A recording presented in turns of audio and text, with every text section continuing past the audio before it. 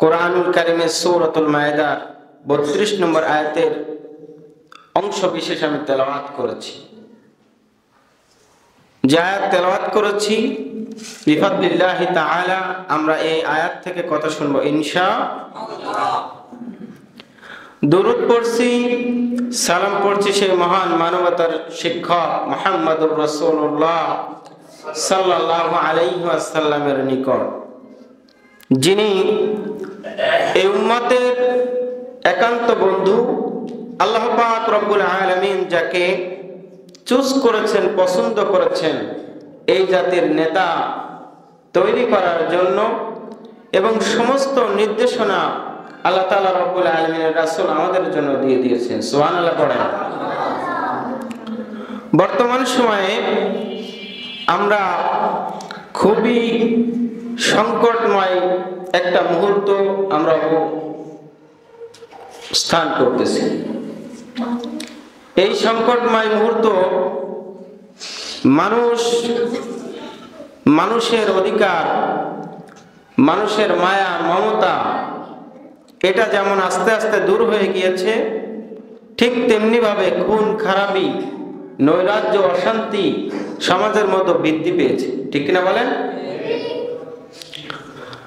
রাসূল করিম সাল্লাল্লাহু আলাইহি ওয়াসাল্লাম বলেন, হাদিসটি আবু হুরায়রা রাদিয়াল্লাহু তাআলা বর্ণনা করেছেন, বুখারীর বর্ণনা, যে রাসূল সাল্লাল্লাহু আলাইহি ওয়াসাল্লাম বলেছেন, শীঘ্রই ফিতনা রাশি রাশি তোমাদের কাছে আসতে থাকবে। ওই সময় উপবিষ্ট ব্যক্তি দাঁড়ানো ব্যক্তির থেকে নিরাপদ থাকবে, অর্থাৎ যে ব্যক্তি বসা থাকবে আর যে ব্যক্তি দাঁড়ানো থাকবে, এই দাঁড়ানো ব্যক্তি থেকে বসা ব্যক্তি উত্তম থাকবে। রাসূল করিম সাল্লাল্লাহু আলাইহি ওয়াসাল্লাম বলেন, যে ব্যক্তি উত্তম থাকবে, এই বসা অবস্থা অর্থাৎ নিরাপদ থাকবে, তার মানে এই ব্যক্তি ফিতনার সাথে জড়িত হবে না। এটাই হলো মেন কথা। রাসূল করিম সাল্লাল্লাহু আলাইহি ওয়াসাল্লাম বলেছেন, এমন একটা সময় আসবে যখন ফিতনা তোমাদেরকে চারিদিক থেকে ঘিরে রাখবে। একজন মানুষ বাজারে যাবে, তার কাজের জন্য যাবে, এই ব্যক্তি নিজেও জানবে না যে কেন আমি নিহত হয়ে গেলাম, মারা গেলাম, আর যে ব্যক্তি তাকে হত্যা করবে সেও জানবে না আমি তাকে কেন মেরে ফেললাম। এই সময়টা আমাদের মাঝে বিরাজ করতেছে কিনা ভাই? এজন্য কোরআনুল কারীমের মধ্যে আল্লাহ তাআলা রব্বুল আলামিন সূরাতুল মায়েদার মধ্যে একটি আয়াত দিলেন। আল্লাহ পাক রব্বুল আলামিন এই আয়াতের আল্লাহ তাআলা রব্বুল আলামিন সরল অর্থ এরকম যে আল্লাহ তাআলা রব্বুল আলামিন বলছেন, মান কাতালা নাফসান, যে ব্যক্তি কাউকে হত্যা করে আর জমিনে ফাসাদ সৃষ্টি করে, আর মানুষকে, একজন ব্যক্তিকে যে ব্যক্তি হত্যা করলো সে যেন গোটা পৃথিবীর সব মানুষকে হত্যা করার অপরাধ সে ব্যক্তি নিয়ে কিয়ামতের ময়দানে উপস্থিত হবে। এরপর আল্লাহ তাআলা রব্বুল আলামিন বলছেন, ওয়ামান আহইয়া, আর যে ব্যক্তি একজন মানুষকে বাঁচিয়ে দিল, এখানে কিন্তু হিন্দু, বৌদ্ধ, মুসলমান, খ্রিস্টান উল্লেখ করা আছে নাই। যে ব্যক্তি একজন নিরপরাধ মানুষকে বাঁচিয়ে দিল, এই ব্যক্তি যেন সমস্ত পৃথিবীর মানুষদেরকে এই ব্যক্তি বাঁচিয়ে দিল। সুবহানাল্লাহ পড়েন। তাহলে ইসলামে হত্যা এটা একটা কুফরি কাজ। যারা হত্যা করে এরা নিঃসন্দেহে কুফরি কাজ করে। পৃথিবীতে যত হত্যা যোগ্য চলবে আর যারা মারবে, এর একটা অংশ আদম আলাইহিস সালাতু ওয়াস সালামের সন্তান কাবিলের আমলনামায় গিয়ে পড়বে। কারণ পৃথিবীর সমস্ত হত্যাকাণ্ডের মূলে যে হত্যাকাণ্ড হয়েছে, ভাই ভাইকে হত্যা করা, এটা তখন থেকে শুরু হয়েছে। এজন্য কোনো অবস্থাতে মানুষের উপরে আঘাত করা, মানুষকে হত্যা করা, এটা কোনো অবস্থাতেই জায়েজ, এটা একটা কুফরি কাজ। বর্তমান সময়ে আমরা ইসলামের নাম দিয়া বিভিন্ন দলে আমরা বিভক্ত হয়ে গিয়েছি, ঠিক কিনা বলেন? সব দলের পিছনে মার্কা মারা ইসলাম।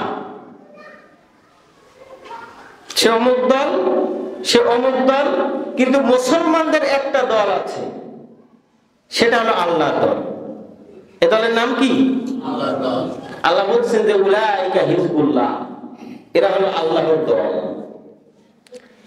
এই যে বিভিন্ন দলে বিভক্তি হয়ে যাওয়া, এটা কি মুসলমানদের জন্য কল্যাণ হয়েছে নাকি অকল্যাণ হয়েছে? কাফেররা তো চাবে যে মুসলমানরা বিভক্তি হোক, আর এই বিভক্তির জেরে আমরা তাদেরকে আক্রমণ করি। যখন খেলাফত শেষ হয়ে যায়, উসমানীয় খেলাফতের শেষ সুলতান ছিলেন আব্দুল হামিদ, এটাকে শেষ করে দিয়ে এরপরে মুসলমানদেরকে বিভিন্ন দলে বিভক্ত করে বিভিন্ন রাজ্য আলাদা আলাদা তৈরি করে এখন প্রায় মুসলমানদের কান্ট্রি হয়েছে 50 থেকে 60-এর অধিক। এখন এই 50 থেকে 60-টির অধিক যে মুসলমান হয়েছে, কেউ এক নাই, সবাই ছিন্ন ভিন্ন, ঠিক না বলেন?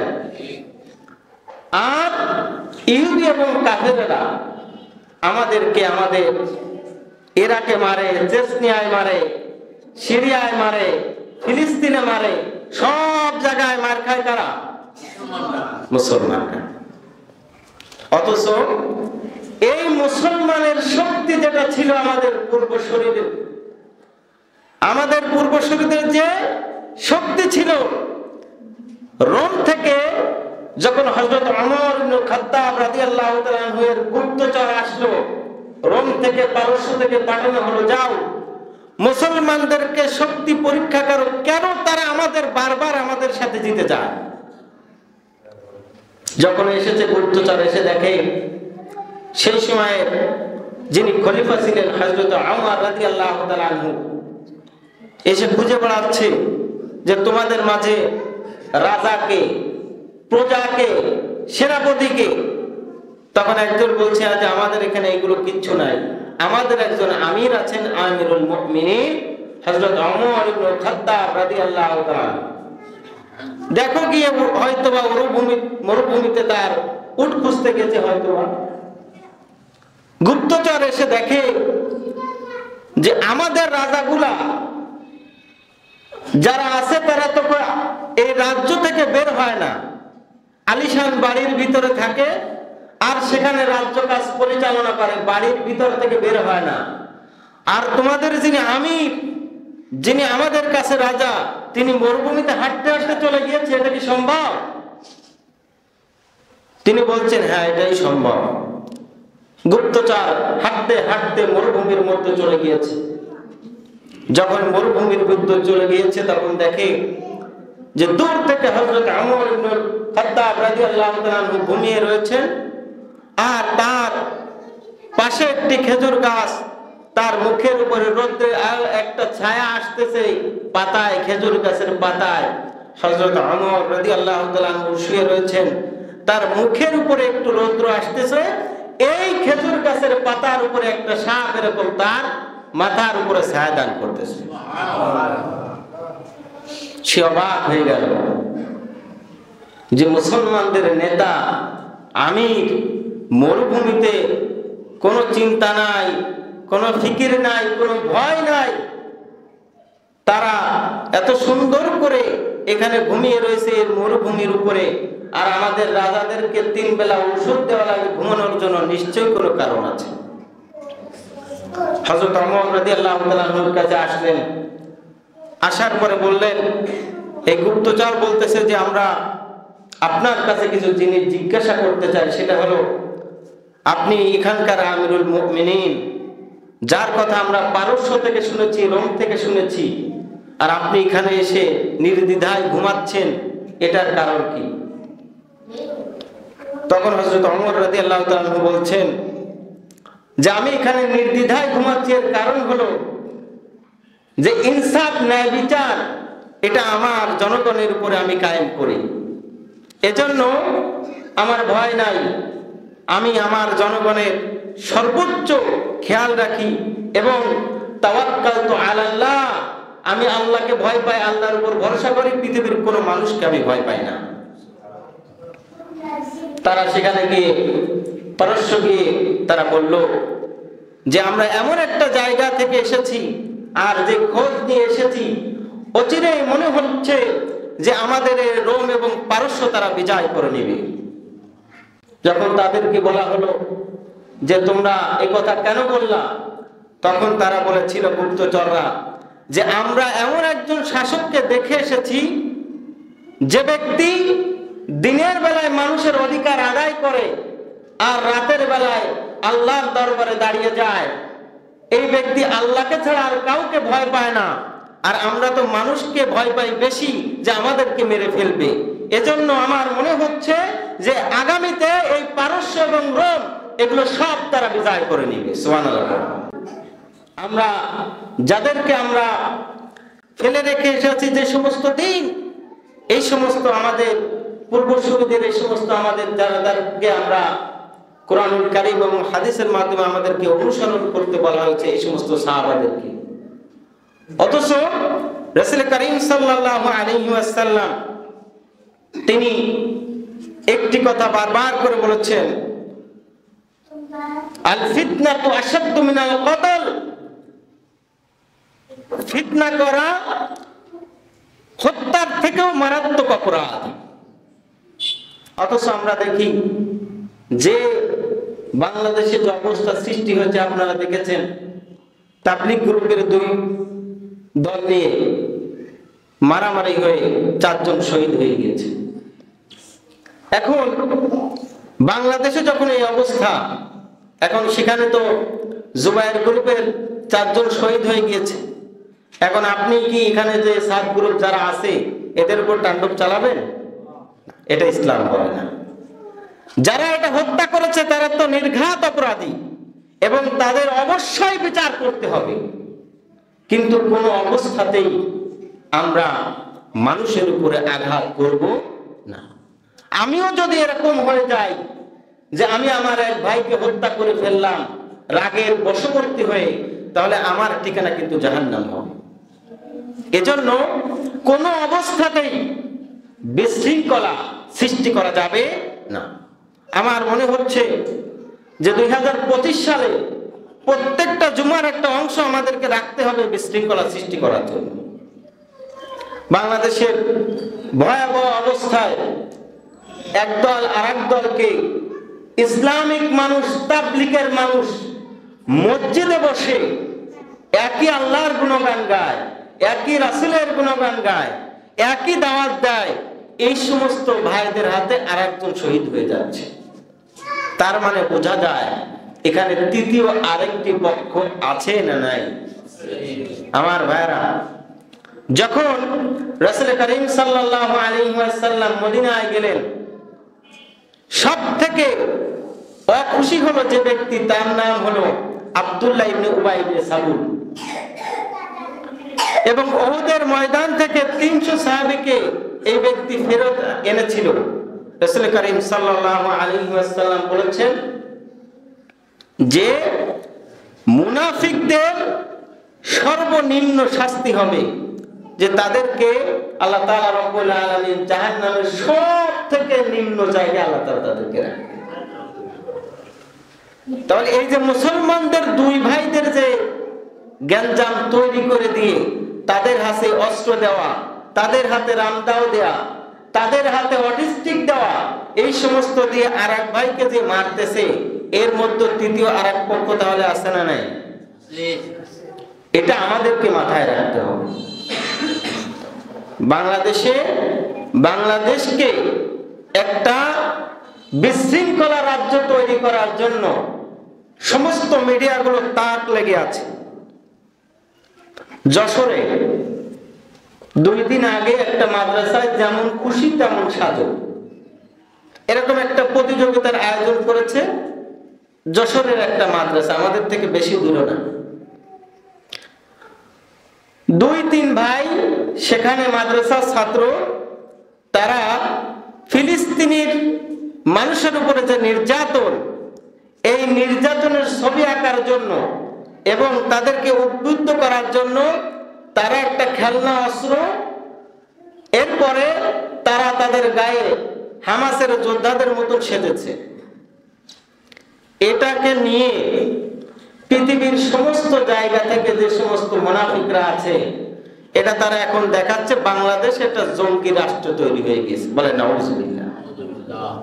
অথচ সেখানকার যিনি এসপি আছেন, তদন্ত কর্মকর্তা আছেন, তারা বারবার করে বলতেছেন এটা একটা মাদ্রাসার প্রতিযোগিতা, এখানে যে সমস্ত ইনস্ট্রুমেন্ট ব্যবহার হয়েছে এটা টোটালি ফেক এবং এটা এখানেই সীমাবদ্ধ।